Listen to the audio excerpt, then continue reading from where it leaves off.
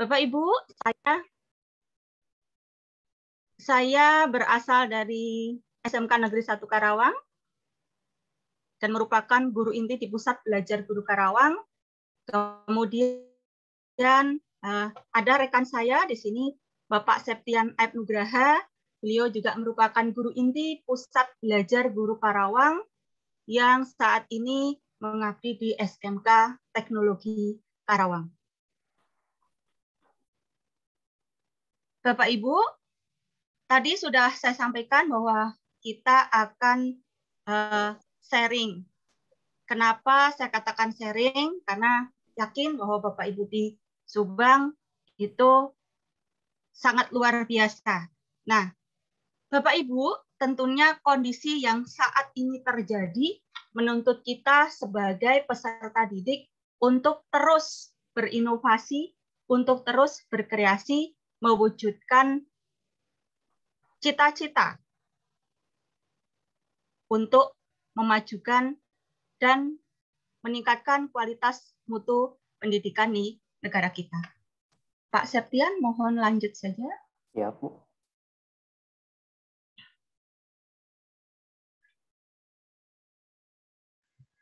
Ya, ini sudah biasa untuk Bapak Ibu. Jadi nanti Bapak Ibu yang ingin bertanya, nanti akan kami berikan kesempatan, atau jika nanti kita akan sharing-sharing saja, kemudian jika menggunakan lebih dari satu device, mohon untuk yang volume diaktifkan adalah satu device saja. Lanjut saja Pak Septian, ini sudah Bapak Ibu kita, Bapak Ibu guru hebat. Nah, baik Bapak Ibu, kita tentunya dalam melaksanakan PJJ selama ini tentunya adalah banyak hal positif ataupun perlu juga ada beberapa yang harus kita perbaiki. Nah, kita menemukan tantangan-tantangan yang luar biasa, tetapi tidak menjadikan tantangan itu sebagai kendala bagi kita, Bapak Ibu ya. Kita harus terus selalu mengupayakan apa yang bisa nanti mempermudah tugas kita sebagai seorang guru dalam menjalankan tugas mendampingi putra-putri. Nah, Bapak Ibu, saya mohon untuk bisa menuliskan 3 tantangan terberat yang dijumpai selama menerapkan PJJ di tempat bertugas Bapak Ibu masing-masing. Dengan link di sini, Pak Septian bisa juga dibantu tidak untuk share screen di chat ya? Boleh, siap Bu.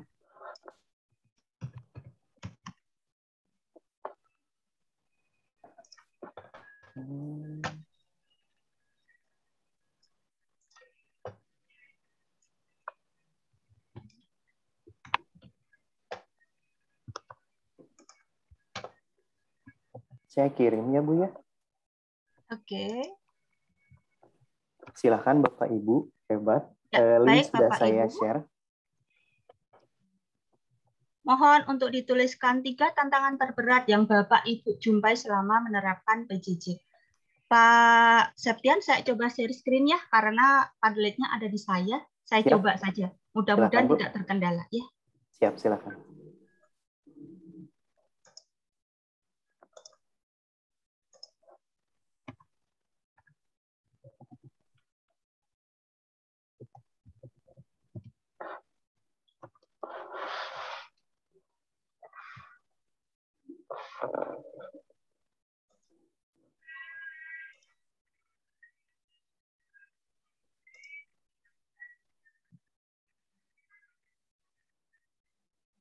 Terlihatkah Pak Septian? Masih menunggu Bu? Masih Oh, proses. masih menunggu. Oke. Iya. Iya, udah. Baik. Terlihat ya Bapak Ibu ya. Bapak Ibu bisa klik link Padlet yang tadi sudah di-share oleh Bapak Septian. Nanti di pojok kanan bawah ada tanda plus.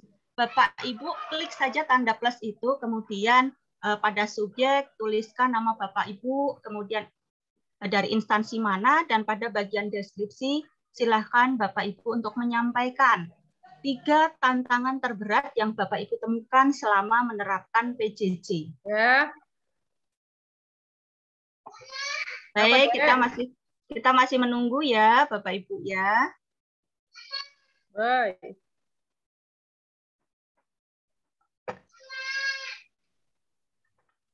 Apa? Kira-kira tantangannya sama atau tidak nih ya Bu Prapti ya? Iya, kita coba lihat Bapak, mungkin berbeda. Kenapa? Saya berprediksi begini. Satu, mungkin dari secara geografis kita bisa melihat ya, Karawang, Subang sepertinya berbeda dalam kondisi geografisnya. Nah, tapi coba kita melihat dari Bapak Ibu guru, mungkin kalau ada yang sudah baik. Ini saya melihat dari Bapak siapa ya? Ini ya, karena identitasnya tidak ada. Ini ada beberapa yang masuk. Bapak Ahmad Satori, SMK Negeri 1 Binong, menyampaikan tantangan terberatnya baru satu ya, faktor ekonomi. Nah, kemudian ada lagi ini yang menyampaikan, mohon maaf karena saya tidak melihat identitasnya dari Bapak Ibu yang menuliskan, tapi tidak apa-apa, saya coba bacakan. 1, tidak semua anak punya handphone. 2, kemampuan dalam membeli kuota. 3, tidak bisa mengontrol, tugasnya menumpuk. Malasnya peserta didik, monitoring siswa saat proses belajar. Nah, sepertinya kalau kita lihat, ini baru ada 4 ya Pak Septian ya. Iya, betul. Tapi dari 4 ini pun, kalau kita bisa ambil persamaannya, ketersediaan jaringan internet, kuota berarti ya Bapak Ibu ya, sulit membangkitkan motivasi, interaktif kurang, kemudian sulit untuk memastikan siswa itu bangun pagi ya. Baik, ya, sudah banyak sekali. Saya rasa ini cukup mewakili ya Bapak Ibu ya. Yang pertama adalah keterbatasan sarana, karena tidak semua siswa memiliki perangkat ya, handphone, kemudian kuota, kemudian malasnya peserta didik. Sebenarnya ya baik, nanti kita sambil diskusikan saja Bapak Ibu ya. Oke.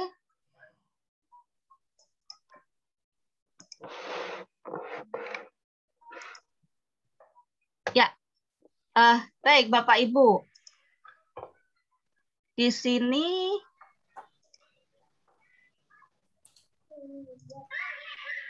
Pak Septian, bisakah terlihat share screen saya, Pak? Terlihat, Bu. Terlihat jelas. Baik. Berarti saya bisa share screen ya. Mohon maaf, saya ambil alih ya, Pak ya. Iya. Baik, Bapak Ibu. Tantangan terberat tadi yang Bapak Ibu alami, ternyata tidak jauh berbeda dengan terutama saya yang berada di Karawang, Bapak Ibu ya. Saya tadi kalau boleh saya simpulkan, yang pertama adalah masalah sarana, karena tidak semua peserta didik itu mulus-mulus saja dengan sarananya. HP-nya mungkin terbatas, kemudian kuotanya juga lumayan gitu ya. Nah, kemudian tadi ada yang menyampaikan sulit bangun pagi. Nah, baik Bapak Ibu. Dari yang Bapak Ibu sampaikan, ini menurut saya bukan hal yang aneh. Kenapa? Karena memang itu saling ketergantungan, saling keterkaitan, dan ternyata mayoritas saya melihat bahwa dengan kondisi yang sekarang ini, ternyata betul sekali. Bapak Ibu, itu kita alami ya Bapak Ibu ya.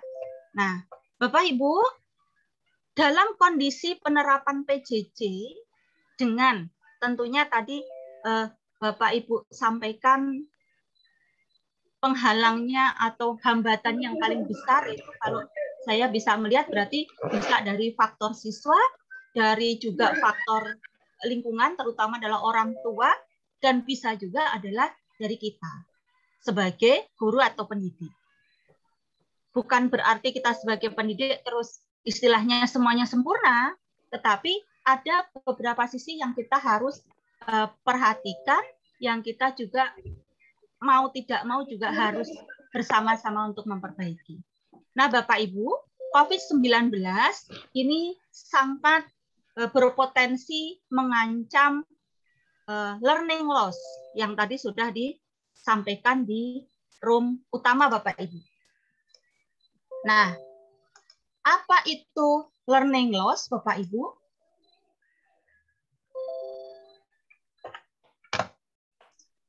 Sebentar. Ya, baik Bapak Ibu, tadi sudah disampaikan bahwa learning loss ini akan menurunkan kualitas pendidikan. Nah, Bapak Ibu bisa melihat dengan jelas di sini saya ambil dari The Education and Development Forum, mengartikan bahwa learning loss adalah situasi kondisi peserta didik yang kehilangan pengetahuan, baik secara umum khusus ataupun mengalami kemunduran akademis karena terjadinya kesenjangan dan tidak berlangsungnya proses pendidikan secara efektif tentunya. Nah, kenapa berlangsung secara tidak efektif? Bentar ya Bapak Ibu, saya menutup ini dulu. Oke.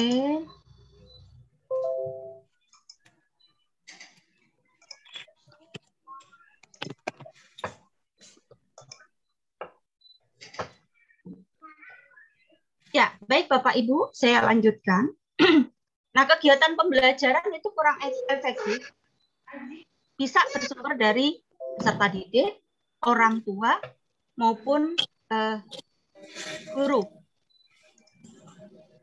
Kalau untuk SMK, SMA, itu Bapak Ibu guru di Subang, tentunya saya sangat yakin ya, untuk pembelajaran PJJ itu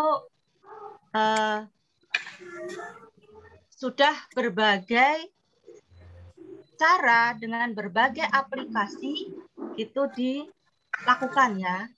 Tetapi Bapak Ibu,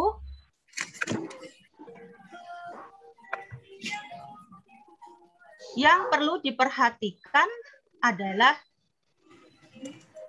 dari penyebab tadi, kita bisa melihat peserta didik dan orang tua, berarti ini adalah sarana dan motivasi.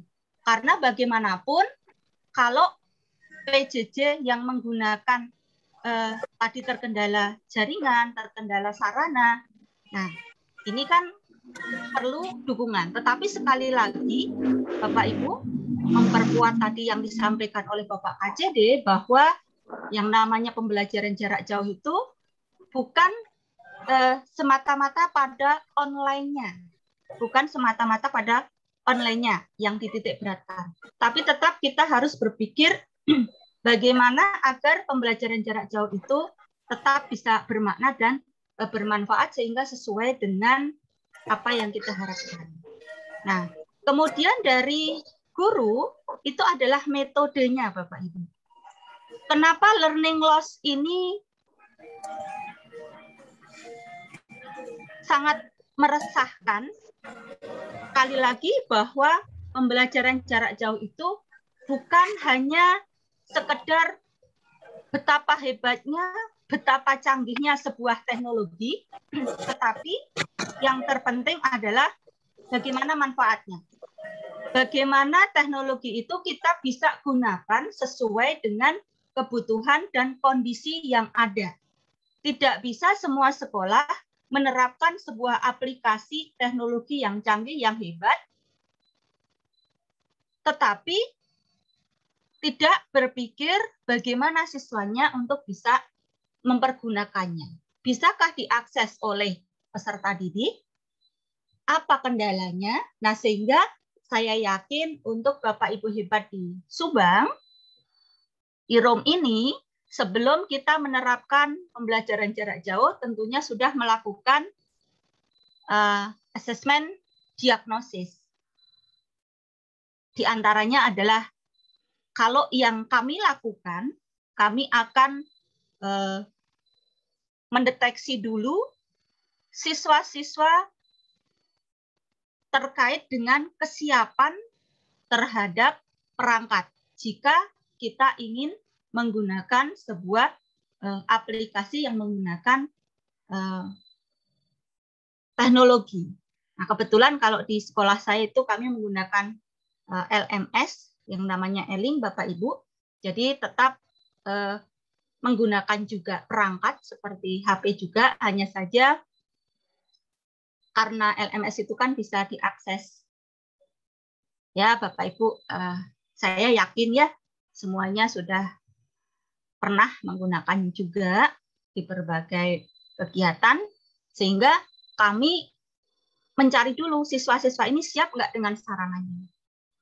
Nah, kalau tidak siap berarti kita akan menyiapkan apa solusinya bagi peserta didik kita yang nanti diperkirakan tidak akan bisa mengakses, sehingga kita siapkan dengan cara lain. Jadi bukan seberapa canggihnya, bukan seberapa hebatnya sebuah teknologi, tetapi bagaimana teknologi itu kita bisa manfaatkan sesuai dengan kondisi dan situasi dari peserta didik. Nah, jika wilayah kita adalah wilayah yang susah untuk dijangkau internet, maka kita harus mencari cara lain agar pembelajaran jarak jauh ini tetap bisa dilakukan, sehingga learning loss itu tidak terjadi secara permanen ya Bapak Ibu. Nah, kita bisa melihat kalau guru zaman dulu dengan zaman sekarang itu sangat berbeda. Kalau zaman dulu, mungkin zaman kita yang sudah mendekati 50 tahun ya, guru jelita gitu Bapak Ibu ya, jelang 50 tahun, itu saya mengenal guru-guru saya itu tegas. Namun sekarang tidak seperti itu lagi. Jadi cara mengajarnya kalau Bapak Ibu guru yang dulu itu mungkin kita mengatakan killer gitu ya, tapi luar biasa pengaruhnya bagi kita. Nah, kemudian hubungan dengan siswa kalau zaman dulu tidak seperti sekarang. Kalau seperti saat ini itu kita dengan siswa udah seperti sahabat sendiri. Kadang suka ngobrol, suka bersama, bersantai. Kalau zaman dulu seperti masih terlihat antara guru dan siswa itu karena segan gitu ya. Jadi bertemu pun kadang-kadang masih menunduk, takut-takut gimana gitu. Nah, kalau sekarang Bapak Ibu menggunakan bantuan teknologi untuk menyampaikan materi belajar bersama siswa-siswi, kalau dulu teknologi itu masih jarang digunakan. Kemudian bisa juga kalau dulu itu tugasnya itu tidak seperti sekarang berbasis proyek, jadi siswa mengalami sendiri, menggiring siswa untuk berpikir kritis. Kemudian kalau yang sekarang itu aktif di medsos, bahkan kalau kita tahu bahwa Indonesia ini data di Indonesia ya Bapak Ibu, itu pengguna medsos itu lumayan tinggi untuk di Indonesia, namun gitu ya, berdasarkan beberapa hal yang saya tahu bahwa penggunaan medsos ini masih mayoritas adalah ya sekedar untuk Facebook, WA seperti itu Bapak Ibu. Kemudian dalam pemberian nilai pun kalau ya dulu itu sangat idealis ya. Kalau sekarang mungkin sudah bergeser. Nah, kemudian tentunya nasib guru dulu dengan sekarang mudah-mudahan ya Bapak Ibu lebih baik lagi begitu. Nah, selanjutnya Bapak Ibu, kenapa learning loss tadi berpotensi terjadi? Ya karena tidak ada interaksi. Tadi di Padlet Bapak Ibu sudah ada yang menyampaikan tidak ada interaksi. Tidak ada interaksi dalam menyampaikan materi. Jadi Seperti kita hanya menyampaikan materi saja, interaksinya nggak ada. Nah, dengan tidak ada interaksi ini, maka potensi learning loss itu akan sangat tinggi. Nah, guru tanpa interaksi itu kita patut berkhawatir sekali. Kenapa? Karena jika proses pembelajaran berlangsung terus tanpa interaksi, bisa-bisa akan memutus generasi muda di masa depan. Sehingga tadi ada pertanyaan dari Bapak Dadang Rosada tuh, siapa ya, saya lupa, bahwa sekarang itu anak-anak itu aktif sekali di HP, tetapi bagaimana dengan proses belajarnya? Intinya ya, ini yang kita khawatirkan. Nah, sehingga untuk menghindari itu, guru sebaiknya adalah mendekatkan pada PJJ efektif, mengupgrade diri melalui berbagai kesempatan, berbagai kegiatan yang dapat meningkatkan kompetensi kita sebagai pendidik, sehingga kita sebagai pendidik yang juga ikut bertanggung jawab pada masa depan negara kita ini betul-betul mengena Bapak Ibu. Untuk itu, PBG Karawang ini hadir dengan berbagai kegiatan. Tadi juga sudah disampaikan di main room bahwa apabila nanti diperlukan kita untuk sharing, karena kita adalah satu profesi sebagai pendidik, maka Bapak Ibu kita akan sharing. Kita menjadi guru yang stop gaptek, yang tidak gaptek lagi, jangan kalah dengan peserta didik kita yang sekarang itu sudah sangat canggih sekali, sehingga kita harus terus mengupgrade diri. Yaitu solusinya kita mengupgrade diri melalui berbagai pelatihan dan kegiatan Bapak Ibu. Dan PBG Karawang akan hadir membersamai kita bersama. Nah, itu Bapak Ibu yang kita harus pahami, yang kita harus sama-sama berjuang untuk generasi kita Bapak Ibu. Nah, baik Bapak Ibu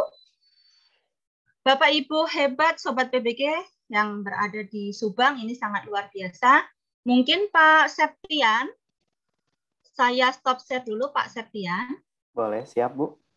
Ya, kamera saya masih buram ya Pak ya? Iya, masih buram Bu. Aduh, ya sudah saya off cam sajalah, mohon maaf Bapak Ibu ya. Baik, mungkin jika ada Bapak Ibu guru hebat, Sobat PBG di Subang yang ingin menyampaikan praktik baiknya di room ini, boleh dipersilahkan Pak Septian, boleh ya? Boleh ya Bu. Okay. Mungkin ada best practice yang kita saling sharing ya Bu ya. Baik ya. dari kami dari Karawang ataupun misalnya Bapak Ibu hebat di Subang terkait dengan best practice selama PJJ nih, sambil kita tukar pikiran seperti itu ya Bu ya. Betul.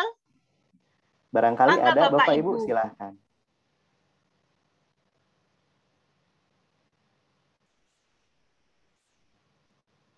Halo Bapak Ibu, masih terdengar suara kami? Masih Bu. Masih Ibu. Masih. Baik. Siap, masih. Ya. Oke, baik Bapak Ibu. Adakah praktik baik yang ingin Bapak Ibu sampaikan? Ada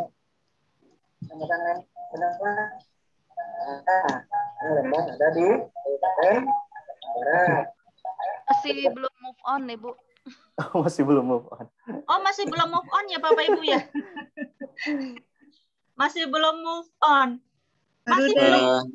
Masih belum dari kelas Bu. Oh baru gitu. dari kelas. Ya, luar biasa. Ya, di Subang sudah tatap muka ya Ibu ya? Sudah Bu. Oke, Bapak Ibu ternyata ini sudah. Iya, ada yang SD bergabung di room kita Bapak Ibu. Ya sudah, tidak apa-apalah. Bu Prapti, ada Ya. Pak Denny Ruswandi yang sudah Ya, betul. mengacungkan, Bu. Oke, Mangga saya Pak Denny, melihat. silakan.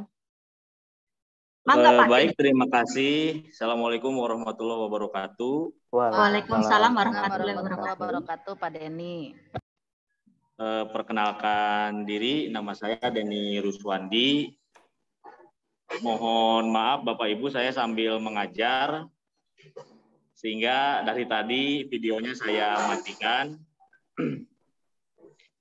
Mengenai praktek baik yang sudah dilakukan oleh kami SMK Negeri 2 Subang dalam upaya untuk pelaksanaan PJJ kemarin adalah karena kami tahu siswa-siswa kami itu tidak semua pada level yang sama, kemudian geografis wilayah kami juga tidak semuanya sama, sehingga kemarin pihak sekolah dari SMK Negeri 2 Subang itu mencanangkan 40 titik WiFi gratis di seluruh Kabupaten Subang yang dapat diakses oleh siswa-siswa kami, khususnya siswa-siswa SMK Negeri 2 Subang.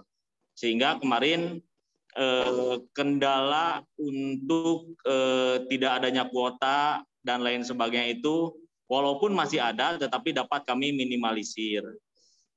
Kemudian yang kedua, alhamdulillah juga sekolah kami mendapatkan pelatihan khusus dari WebSys for Education, Bu. Sehingga beberapa guru di sekolah kami ada 22 orang guru yang tersertifikasi Google Educator tingkat 1, sehingga teman-teman yang sudah tersertifikasi Google Educator tingkat 1 ini kemudian menjadi tutor sebaya bagi teman-temannya yang lain untuk bisa memberikan adaptasi pembelajaran daring yang menyenangkan baik bagi gurunya maupun bagi siswanya, seperti itu. Kendala pasti banyak, tapi dari kendala-kendala itu kita terus belajar supaya PJJ yang dilaksanakan itu menjadi PJJ yang menyenangkan bagi kami, gurunya maupun bagi siswanya. Itu saja share dari saya, Ibu. Terima kasih. Ya, baik, luar biasa Pak Denny Ruswandi. Di sela-sela Bapak mengajar, masih menyempatkan bergabung di room kita ini. Dan share praktik baiknya luar biasa ya. Support Pemkab Subang tadi sampai sekian puluh titik untuk akses internet, itu luar biasa. Yakin sekali itu sangat membantu proses belajar dari peserta didik kita. Dan tadi juga sudah disampaikan, meskipun banyak kendala, tetapi terus berusaha mencari solusi dengan berbagai cara sehingga benar-benar proses pembelajaran itu menyenangkan ya. Tentunya apa yang menjadi target kita, insya Allah mudah-mudahan tercapai meskipun belum secara maksimal karena memang kondisi saat ini ya Bapak Ibu. Tapi jangan patah semangat. Kenapa? Karena mulai dicoba untuk tatap muka. Mudah-mudahan semuanya bisa berlanjut untuk tatap muka. Yang jelas kita harus selalu terus semangat dan mencari solusi apapun masalah yang terjadi di pendidikan kita ini, Bapak Ibu ya. Baik, bagus sekali ya Pak Septian ya. Sangat, Bu. Sangat menginspirasi, Bu. Sangat menginspirasi ya. Atau ada lagi mungkin dari Bapak Ibu yang ingin menyampaikan praktik baiknya? Kita tunggu Pak Septian. Betul, siap.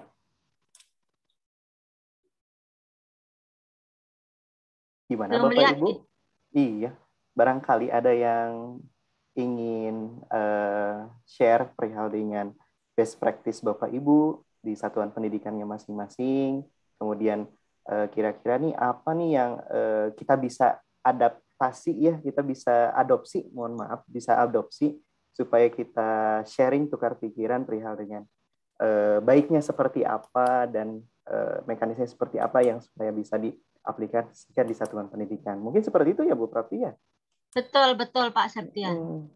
Oke. Karena tantangan terberat sendiri tadi dilihat di curhatan Bapak Ibu nih, terutama letak geografis, kemudian jaringannya, bahkan ada beberapa siswa untuk pemerataan gadgetnya itu sendiri agak minim juga ya Bu ya. Itu tantangan terberat mungkin ya Bu ya. Perihal dengan itu. Nah, kira-kira Bapak Ibu ada Oh, ada nih, ada Pak ya. Abdul sama Bu Eti. Mangga dari Bu Pak Eti Abdul dulu deh. Oh, Bu Eti dulu, Bu silakan. Eti dulu ya. Tadi bapak-bapak, sekarang ibu-ibu deh. Boleh, siap, Bu. Mangga silakan Bu Eti. Baik, hatur nuhun. Sedikit aja, saya sama-sama dari SMK 2 Subang dengan Pak Denny. Ya, sedikit menambahkan untuk pengalaman baik yang mungkin juga bisa ini untuk teman-teman yang lain. Memang betul ya Bu, tadi kita harus keluar dari kebiasaan lama menghadapi pandemi ini. Saya tuh termasuk produk guru yang jadul nih Bu. Tapi semangat terbarukan Bu. Semangat, betul. Kalah dengan yang milenial. Harus ya Bu ya. Betul. Nah meskipun jadul nih saya ya alhamdulillah gitu ya berusaha, berupaya membuat video interaktif. Kebetulan memang sebelumnya tuh kami ada kesempatan pelatihan tentang bagaimana mengoptimalkan IT yang begitu sudah banyak ataupun juga pemanfaatan adanya internet sehingga tanpa disadari bahwa ternyata itu adalah seperti sudah Allah suruh nyiapkan diri gitu ya. Jadi begitu pelatihan tersebut selesai, tiba-tiba pandemi dipaksa tuh harus menggunakannya gitu. Ya dengan yang sederhana aja seperti chat recorder gitu kan ya gitu. Kemudian PowerPoint itu sehingga bersuara kita gitu ya. Dan kebetulan kalau saya kan gurunya guru produktif sehingga objek-objek produktif itu sangat banyak sehingga saya mengambil supaya tetap anak di jauh itu tetap ruh dari objek produktifnya tidak terlupakan gitu. Sehingga nah mungkin kita sebagai Bapak Ibu guru tidak ada istilah yang sepuh, tidak ada istilah yang tua, jadul ataupun sudah mau pensiun gitu. Tetap semangat ikutin kondisi saat ini. Saya rasa sekarang banyak sekali tutorial untuk bagaimana meningkatkan kompetensi guru, mulai dari bagaimana menggunakan Google Form, kemudian juga membuat classroom dan sebagainya. Ditambah lagi tadi nih di hari ini saya mendapatkan ternyata di Zoom kita bisa membuat tayangan chatting dari peserta didik nih nanti. Kalau tadi pendapat dari guru ya, pendapat yang muncul dalam satu layar tanpa kita harus bolak-balik scroll ke atas, scroll ke bawah gitu ya. Wah ini nih harus saya cari nih caranya gimana ini mengkombinasikan gitu. Nah jadi semangatlah yang mungkin perlu kita bangun sampai mungkin Bapak Ibu guru juga ngalamin ya. Sambil itu sorenya home visit. Kenapa anak nggak datang gitu kan? Apa kendalanya? Nah SMK 2 itu sampai meminjamkan gadget, memfasilitasi peserta didik yang betul-betul kalau ekonominya sangat kurang itu kita meminjamkan tablet gitu untuk peserta didik tertentu. Tapi tentu itu dikawal gitu sampai yang namanya ujian itu datang setiap jadwal ke rumahnya nungguin, kemudian setelah selesai baru kita pulang. Itu pengalaman di tahun-tahun pertama. Itu mungkin yang share saya ini adalah yuk kita bersama-sama tetap semangat, update terus kompetensi kita. Tutorial sudah sangat banyak, di SMK 2 pun banyak tutorial yang bisa diakses oleh di web SMK 2 bisa diakses oleh Bapak Ibu guru yang lain sehingga tetap kita mengoptimalkan layanan dalam kondisi saat ini. Itu saja Pak Septian sama Ibu sebagai pemandu di kegiatan ini. Terima kasih. Sama-sama Ibu Eti Rohayati dari SMKN 2 Subang ya Bu ya.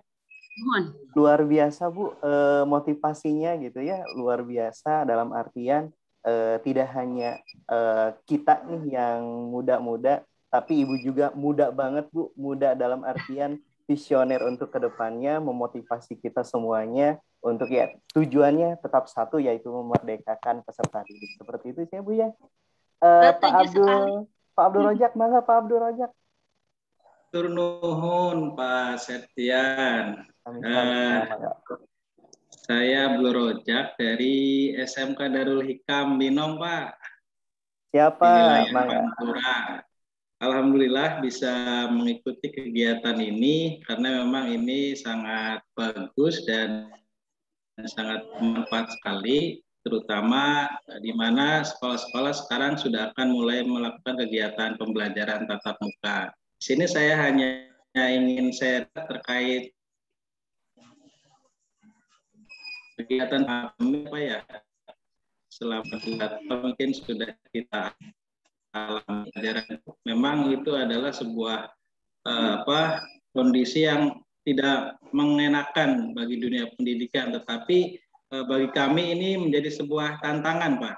Bukan menjadi sebuah kelemahan, tetapi menjadi sebuah tantangan bagi tenaga pendidik khususnya, di mana guru dituntut untuk berimprovisasi, dituntut untuk menggali terutama keahlian dalam bidang IT, karena kita sudah masuk dalam zona industri 4.0, Pak ya, semuanya serba menggunakan IT, sehingga ini menjadi sebuah kesempatan yang bagus terutama bagi dunia pendidikan. Dengan adanya pandemi ini kita ambil hikmahnya saja, karena memang walaupun dalam pandemi seperti ini tetap siswa harus berhak mendapatkan haknya untuk tetap mendapatkan pembelajaran dari Bapak Ibu guru, tentunya pembelajaran yang simple tetapi menarik begitu ya.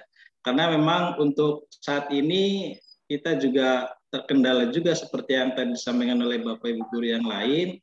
Yang pertama kendala keterbatasan alat gitu ya Pak. Oleh karena itu kami membuat pemetaan untuk siswa yang memang punya alat komunikasi untuk pembelajaran jarak jauh dan siswa yang tidak memiliki alat komunikasi, sehingga nanti yang tidak memiliki itu solusinya bisa bergabung dengan teman yang dalam satu wilayahnya, ataupun sekolah memberikan metode lain dengan memberikan modul ataupun yang lainnya, tugas-tugas yang lainnya, sehingga mereka juga tetap mengikuti kegiatan pembelajaran walaupun tidak secara daring gitu ya Pak.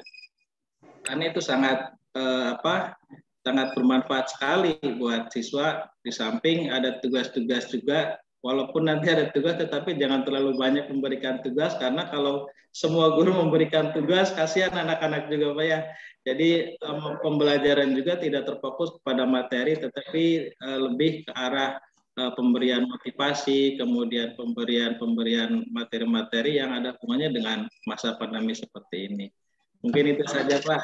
Terima kasih. Kalau untuk aplikasi-aplikasi pembelajaran, saya yakin semuanya juga sudah punya masing-masing Pak ya. Tinggal nanti ada kemauan Bapak Ibu gurunya saja. Yang penting kalau kita ada kemauan, insya Allah ada jalan gitu Pak. Terima kasih. Assalamualaikum warahmatullahi wabarakatuh. Waalaikumsalam warahmatullahi wabarakatuh.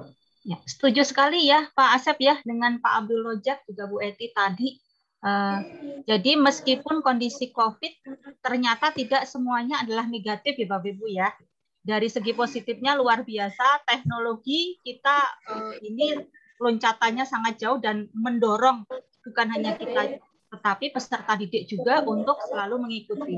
Dan saya yakin bahwa teknologi itu tidak akan pernah mundur. Meskipun nanti belajar itu dilakukan secara tatap muka, jangan menyurutkan kita dan juga tentunya buat peserta didik untuk terus mengupgrade terkait dengan teknologi guna mendukung proses pembelajaran ya Bapak ya, karena sudah 4.0 begitu ya. Sangat setuju sekali. Ya, Pak Septian, praktik baik dari Pak Abdul Rojak dan Ibu Eti itu sangat bagus sekali.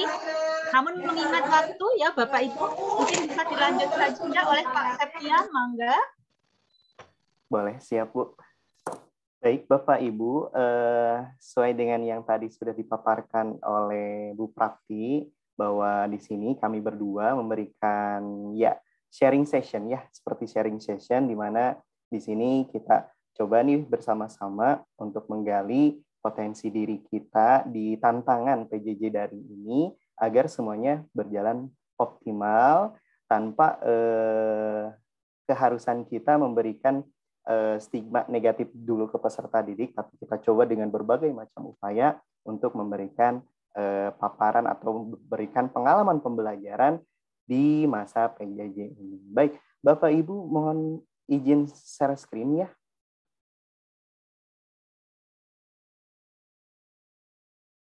Baik,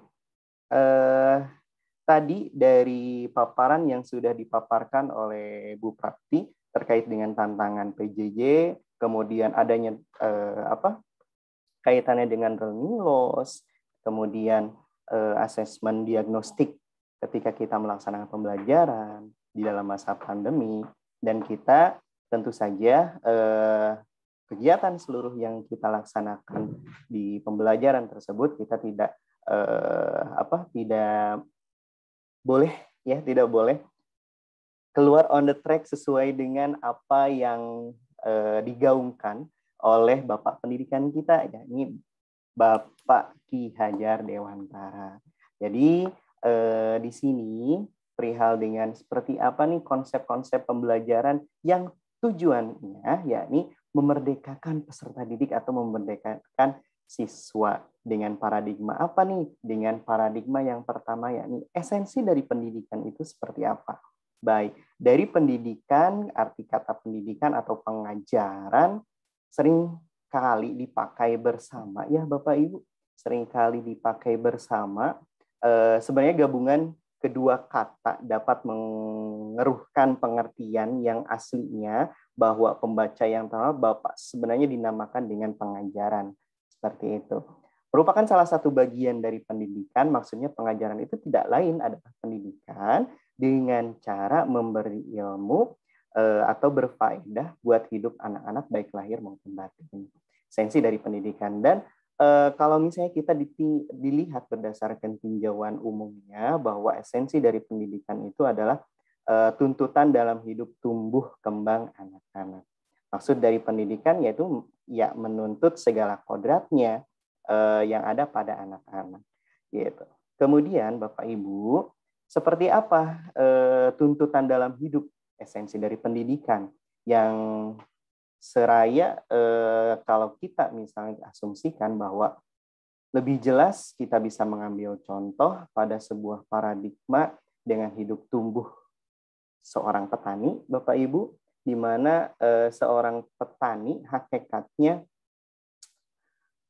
sama kewajibannya dengan seorang pendidik, di mana yang menanam padi misalnya hanya dapat menuntun tumbuhnya padi, dapat memperbaiki kondisi tanahnya, kemudian memelihara tanaman padi hingga tumbuh subur, kemudian di dalamnya kita juga memerlukan pupuk, kemudian air dan membasmi ulat-ulat dan sebagainya. Nah, artinya kita membimbing tumbuh kembang peserta didik dari awal sampai nanti akhirnya. Seperti itu. Maka disebut dengan tuntutan dalam hidupnya. Kemudian, apakah perlu tuntutan pendidikan tersebut? Jika ada statement perlukah, pasti yang namanya pendidikan adalah sesuatu yang kita butuhkan dalam hidup di baik itu masyarakat atau misalnya nanti di kehidupan untuk mempengaruhi dari tuntutan yang akan dihadapi oleh peserta didik nanti ke depannya. Yang artinya pengaruh-pengaruh yang signifikan yang dimaksud di dalam keadaan pendidikan tersebut.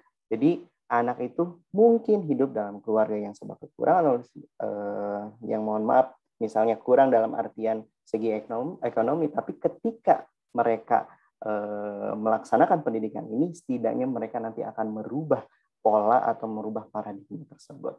Kemudian dasar jiwa anak dan kekuasaan pendidikan, ya seperti kita pahami bahwa anak itu lahir sebagai sehelai kertas putih bersih